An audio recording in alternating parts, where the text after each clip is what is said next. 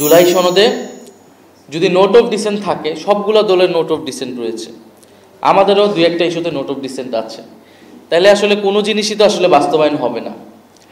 Note of dissent তার একটা সিদ্ধান্ত গ্রহণের পরে তার বিরোধিতা ছিল, সেই ঐতিহাসিক ডকুমেন্টেশনের জায়গা থেকে সেটা রাখা হয়েছে, কিন্তু এটা আসলে গণভোটে এটার কোনো ইফেক্টিভনেস থাকবে না। যদি নোট অফ ডিসেন্টই থাকে বা যার যার ইশতেহারে থাকে সেইটা এসে বাস্তবায়ন করবে তার মতো, তাহলে গণভোটেরও প্রয়োজন হয় না, পুরো ঐক্যমত প্রক্রিয়ার যে এতদিন সেটারও কোনো প্রয়োজন হয় না। ফলে আমরা যে মৌলিক সংস্কারের যেই জায়গাগুলোতে ঐক্যমত হয়েছে, ঐক্যমত কমিশন প্রস্তাবনা দিয়েছে, উচ্চকক্ষ পিয়ারের বিষয়, তত্ত্বাবধায়ক সরকারের বিষয়, সাংবিধানিক প্রতিষ্ঠানগুলোতে নিয়োগের বিষয়, বিচারপতি নিয়োগের বিষয়, এই সার্বিক বিষয়গুলোতে আমরা মনে করি যে গণভোটে যাওয়া উচিত এবং সরকার এই গণভোটটা কিভাবে মানে কি প্রশ্ন সেখানে রাখবে সেটা হয়তো সরকার বিবেচনা করতেছে। তবে আমাদের কাছে ঐক্যমত কমিশনের প্রস্তাব 1 যেটা, সেটা আমরা সমর্থন করে আসছি। আর দ্বিতীয়ত, গণভোট ইলেকশনের দিন হতে পারে, ইলেকশনের আগেও হতে পারে, তবে এটা কোনো মেজর ইস্যু বলে আমরা মনে করি না।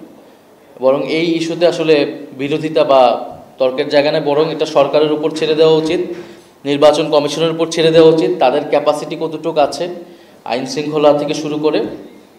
তবে যদি আগে করা সম্ভব হয় এটা আগে হলে ভালো, তবে যদি সরকার একেবারেই সেই সক্ষমতা না থাকে, অপারগতা থাকে, সেটা হয়তো সবাই আমরা বিবেচনা করতে পারি। তবে জুলাই সনদ অবশ্যই এবং অবশ্যই ডক্টর মোহাম্মদ ইউনূসকে জারি করতে হবে।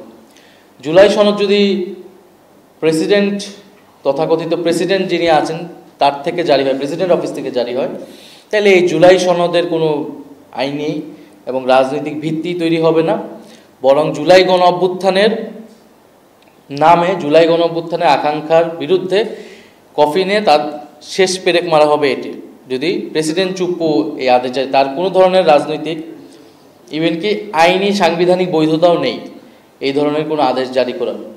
ফলে এটা অবশ্যই প্রধান উপদেষ্টা প্রফেসর মোহাম্মদ ইউনূসকে এই আদেশটি জারি করতে হবে। আর নির্বাচনের বিষয়ে যেটা বলছেন, আমরা নির্বাচন এবং সংস্কারকে দুটি সেপারেট মানে কার্যক্রম হিসেবে দেখতেছি। তবে এই জায়গায় ঐক্যের জায়গাটা হচ্ছে, যদি সংস্কারের পক্ষে কেউ না থাকে তাহলে তাদের সাথে আমাদের জোটে যাওয়া সম্ভব নয়, এটাও আমরা বলে আসছি। আমরা আমাদের মতো প্রস্তুতি নিচ্ছি।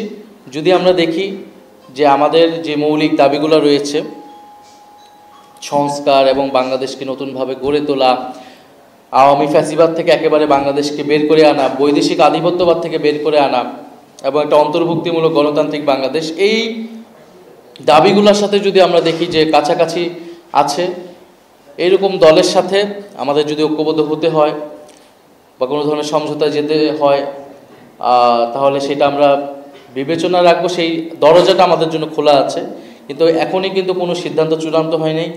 যে এই সকল বিভিন্ন মিডিয়া আসলে এক ধরনের নিউজের মাধ্যমে এটা এক ধরনের জনসম্মতি তৈরি করার, জনমত তৈরি করার চেষ্টা হয়তো চালানো হচ্ছে, যে এনসিপি বিএনপির সাথে চলে যাচ্ছে, এর আগে এনসিপি জামাতের সাথে জোট করতেছে।